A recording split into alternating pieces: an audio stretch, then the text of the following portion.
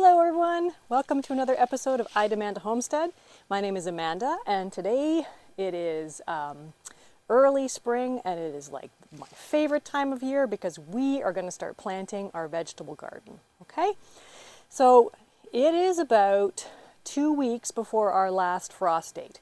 The things that we're able to plant around this time, or even slightly earlier, I'm a bit late on a couple of the things, is we can plant radish, okay? This is a daikon radish. I'm choosing that one because it's a really nice, mild, crunchy radish. You can put it right in a salad, and people who don't normally like radish will eat this. It is good stuff. The other thing you can plant, lettuce, okay? And then, of course, the traditional spinach. All right, these things can be seeded directly into the ground now. Other things can too, but some of them I've started already. The other thing you can seed is your peas. I have had a little bit of trouble getting peas to germinate directly in the garden. So what I have done this year is I have soaked them beforehand. So I have soaked my peas for about 5 hours, and then I package them in some wet kind of cloth in a Ziploc or plastic bag, just so that they stay nice and moist. I check them every day, and when the roots are just about a centimeter long, that's when we want to plant them out, okay? And that makes sure that your seed is going to germinate and it's ready to go. In addition to that, there are some plants that you can put out if you have row covers or something to cover them with. All right, so those are your kind of more cool season frost hardy crops. All right, let's have a look in our garden and see what we're going to do.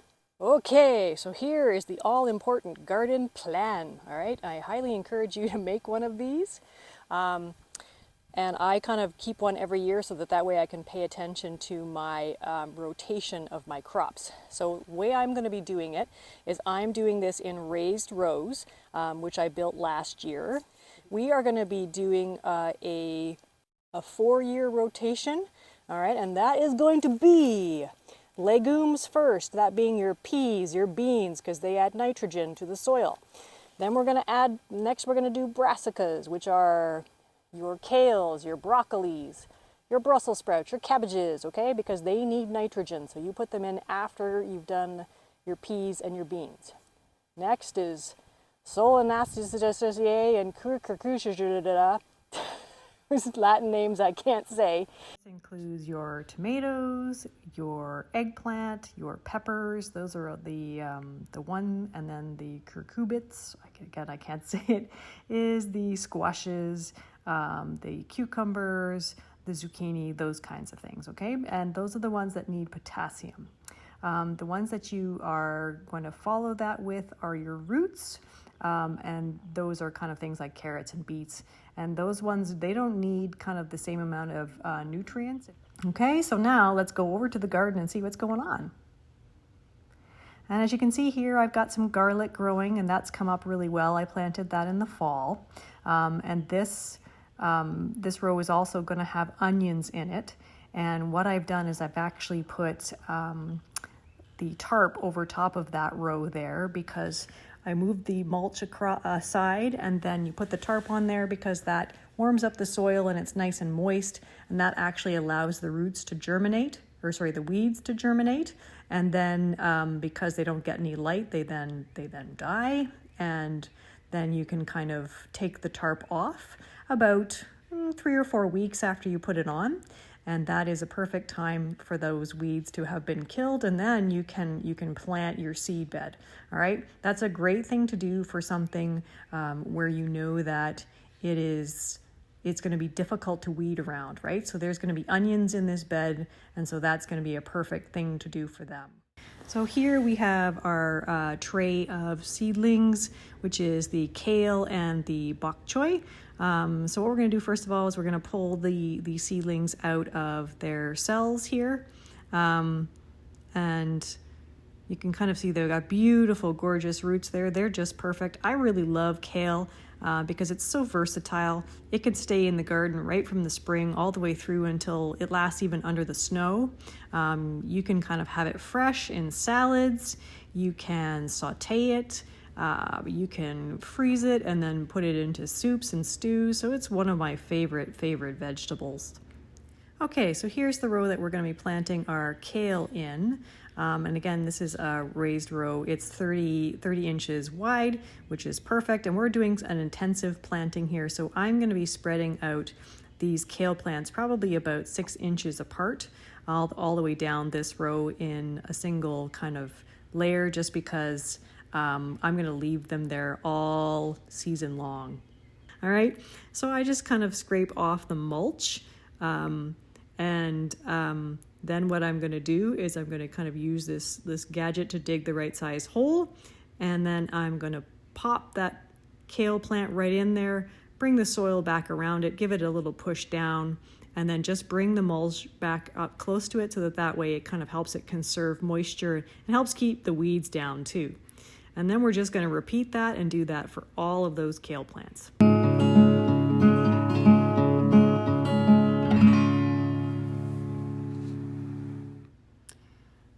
Okay, so now I also have some hoops for a row cover.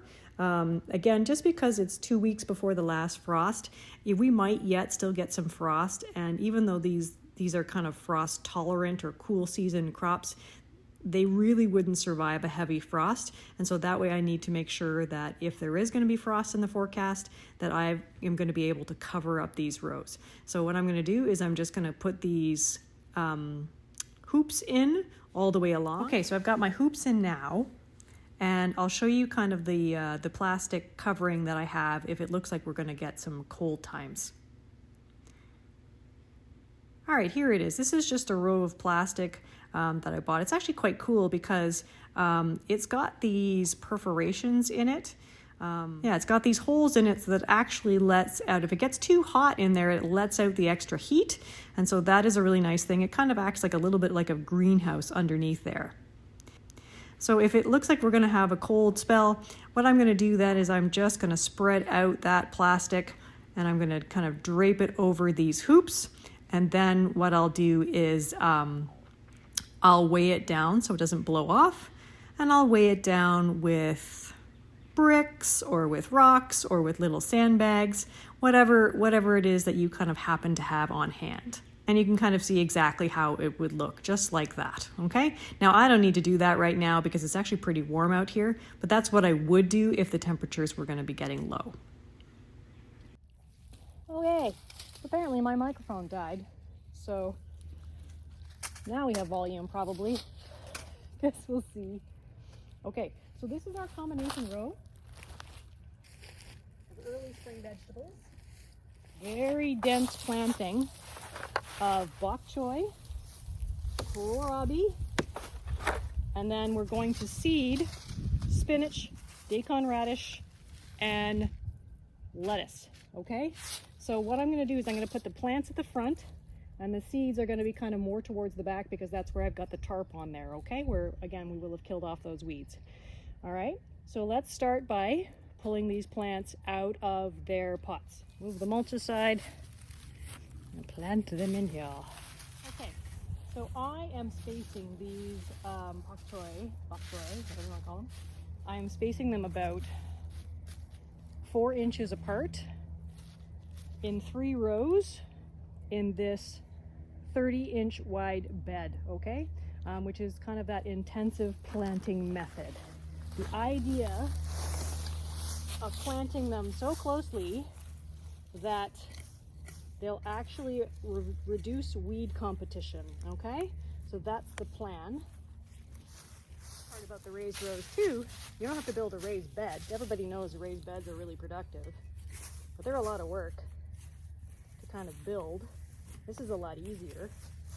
And then you don't have the same problem with a regular kind of flat garden where you get compaction of the soil by walking on it because you don't walk on the rows.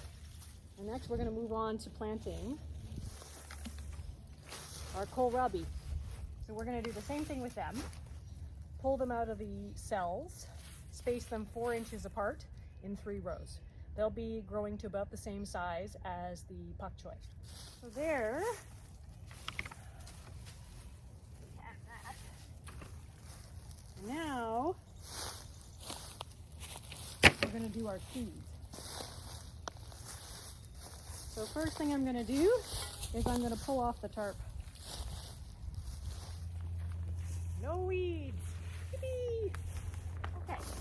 So now we're going to do a mixed planting of spinach, lettuce, and radish. Okay, so I'm going to do 4 rows of those each, because they're relatively the same size. So I'm just going to use my hoe here. It's got the sharp end, and I use that to kind of dig out a furrow.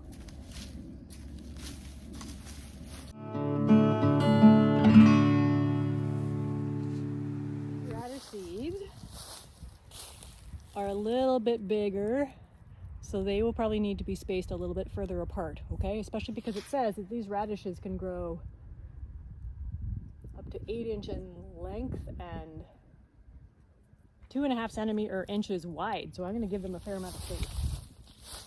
Then we're going to do the lettuce, which is really a lot smaller, so you can plant that more densely.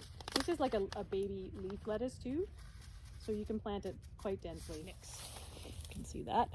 Okay, lots of different size seeds. All right. And then, last but not least, is the spinach.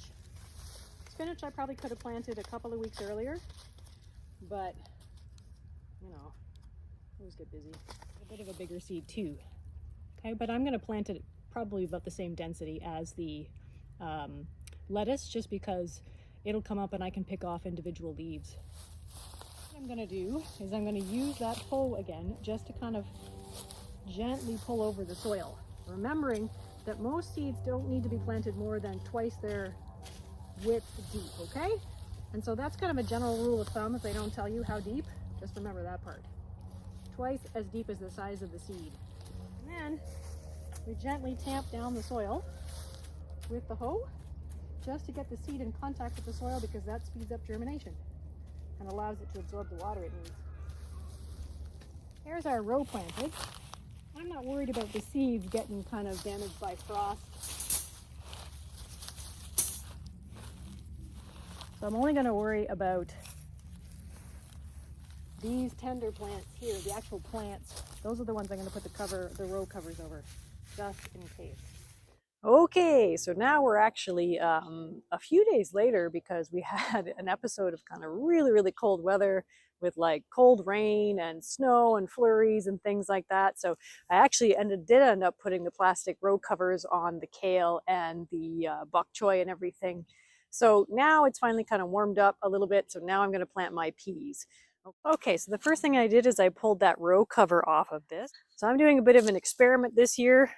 I'm going to try planting pre-sprouted peas as well as ones straight from the package, and I'm going to see which goes better.